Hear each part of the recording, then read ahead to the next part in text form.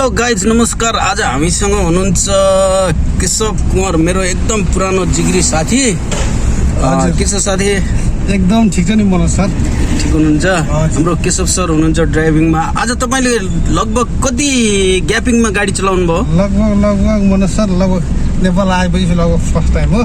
6-7 वर्षमा अहिले चलाउँदैछु। ए भन्नाले विदेशमा चलाउनु भएन? 6-7 वर्षपछि विदेशमा अलिअलि चलाएँ। ए विदेशमा चलाउनु भयो, नेपालमा आएको 5-7 वर्षपछि आज ड्राइभ गर्दै हुनुहुन्छ है? के छ के कति फरक पाउनुभयो 5-7 वर्षको ग्यापिङ पछि ड्राइभ गर्दाखेरि? के फरक पाउनुभयो तपाईँले? विदेशतिर त हजुरको के हुन्छ भने लेफ्ट साइडतिर ह्यान्डल हुन्छ के अरे ह्यान्डल। हजुर हजुर। अनि अब यता नेपालमा चाहिँ राइट साइडतिर हो। अहिले त सुरुमा भनि सक्छु या सक्दिनँ, धेरै समय भयो हात नबसेको भन्ने कुरा अन्यल थिएँ। तर जब बसिसकेपछि अलिकति कन्फिडेन्स लेभल चाहिँ बढ्दै गयो।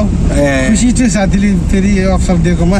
ठिक छ, साथीलाई धेरै धेरै धन्यवाद चाहन्छु। एकदम तपाईँलाई पनि धेरै धेरै धन्यवाद। हामी चाहिँ लगभग 5-7 वर्षपछि भेट भयो। एकदम हामी पहिलाको जुट्टी साथी थियौँ। उहाँले चाहिँ म धेरै बेर भयो साथी ग्यापिङ भएको, म गाडी चलाउन सक्दिनँ कि भन्नुभएको थियो गाइज। तर उहाँले मजाले ड्राइभ गर्नुभयो।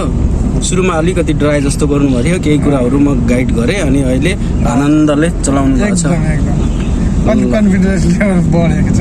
ओके, एकदम धन्यवाद।